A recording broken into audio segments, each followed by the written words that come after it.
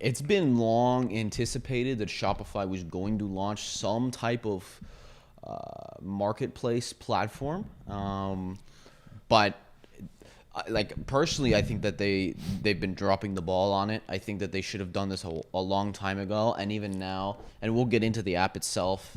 So the app itself is a bit underwhelming, what it is now, because basically it was the Arrive app, and it was a pretty popular app. But Arrive it's kind of like it sounds. It helps you track when your packages arrive. So whenever you order something online, you connect it to Arrive, and then it'll automatically give you shipping updates, all that. It was a convenient little app. I used it, and now they repurposed it, which is smart because they already had like hundreds of thousands of users on Arrive, and so they basically repurposed it to be Shopify's app, the Shop app. If anybody wants to download it, just go to shop.app and you can check it out.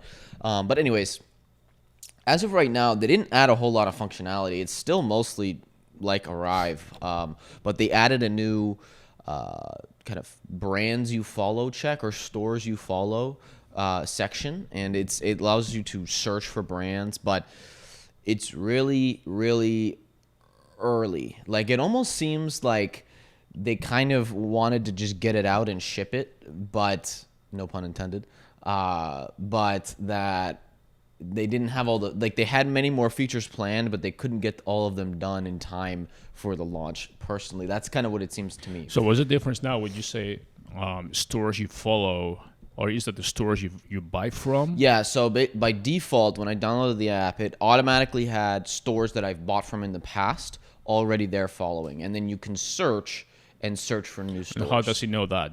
From your email address?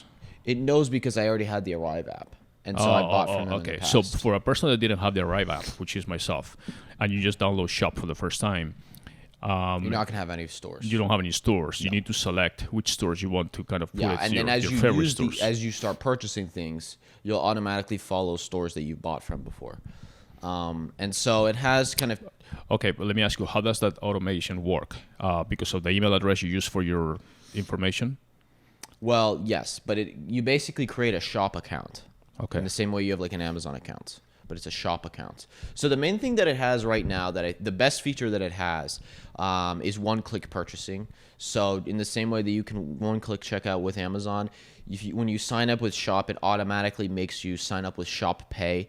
And so then whenever you want to buy anything that's on a Shopify store that has Shop Pay, which is a large percentage of Shopify Most stores of now. the US based at least. And so you basically can go and buy with one click on any Shopify store. So that's the best feature that it has, and that's definitely a strong feature. But other than that, they haven't done much, especially on the marketplace or discovery side of it. So you can't search for products. You can only search for stores right now. And even the store search is really, really limited. Like people were doing examples of like searching for shoes. And if you search for that, it'll just give you stores with the name shoes in the title. Right. But I did that, yeah. Not like anybody who sells shoes. Right. So like they use Allbirds as an example, which is like a famous D2C shoe company. But if you search shoes, they're nowhere to show up because they don't have shoes in their name. So it's really, really rudimentary right now. But to me, it's more about looking towards the future of what it could be. I think, the biggest thing that I saw, the biggest critique, and I definitely see this point, is that a lot of people said Shopify has always been a B2B company. They've never built anything consumer, right? They help other companies develop for consumers on their platform, but they themselves have never built a consumer-facing product. And now they're trying to do that. And building a consumer-facing product is totally different than a B2B product. Right. So who do you think this app would benefit more? Is it going to be consumers, or is it going to be the businesses that sell using Shopify? Obviously, it's going to help both. It's supposed to help both. But if you're not... Well, how much penetration it has with consumers? I mean, do consumers... right now, very little. Right, but it was the former Arrive. So how much did Arrive use? Arrive had a bunch of users. Okay, so we can assume at least that all the Arrive users will continue using Shop. Yeah. Plus, maybe new... I mean, my vision of this is like, this could become, obviously, a big Amazon competitor. So I wrote in my newsletter on Tuesday, basically, because this came out on Monday, and then I wrote about it on Tuesday. And I gave a few various reasons as to why I think the app has a lot of potential, but the things that they would have to do to make it a real competitor to Amazon.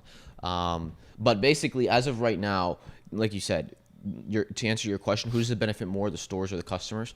That's not the right question, because if it doesn't benefit the consumer, no consumer is going to use it. So then it doesn't benefit I guess stores. the question is not so much benefiting, but where is the friction being eliminated now? I mean, like I said before, if I go to Amazon and I'm looking for something, I go to the search and I look for sporting shoes, running shoes, whatever, and I have all the vendors and all the listings of the vendors that are selling the shoes that I'm looking for. Right. And then I can narrow it down. So it is going to become like another marketplace where I go to shop and I say, Nike running shoes. And it's going to show me everybody that sells, all the stores that use Shopify that sell running shoes. Yeah. So Ideally. It doesn't do that right now, but ideally. But that's the objective of what Shopify is trying to do. So right now they launched it as a shopping assistant, and that basically means it'll help you track your packages, and you can check out in one click on any Shopify. But that's the part store. that I don't really understand, because like I said, I think they launched it too early, in my opinion, but they launched it, and this is what we have to go on now. But to me, it's more about looking, and the VP of something, I forget what he's the marketing VP of. or I think maybe product. I don't remember. Basically, he tweeted saying this is just V1, because a lot of people were saying on Twitter like, this is kind of underwhelming, and he says this is just V1. He says this is day one. Wait until we have many more versions. And so basically, to understand what it could be and what would make this succeed, you have to look at what are Amazon's weaknesses. And this is basically what I wrote in my newsletter. If you want to subscribe, mgredge.com/join.